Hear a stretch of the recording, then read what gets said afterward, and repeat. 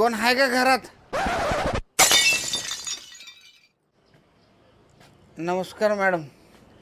मी जेव्हा पण ह्या गल्लीतून मी जाता येता तेव्हा मला सारखं वाटते ह्या घराचा माझा काहीतरी संबंध आहे. माझं जन्मोजन्मीचं मागच्या जन्मीचं या घरासोबत काहीतरी नातं आहे.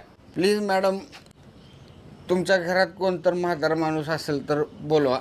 म्हणजे कसं आहे माहीत आहे का, मला बघून त्यांना काहीतरी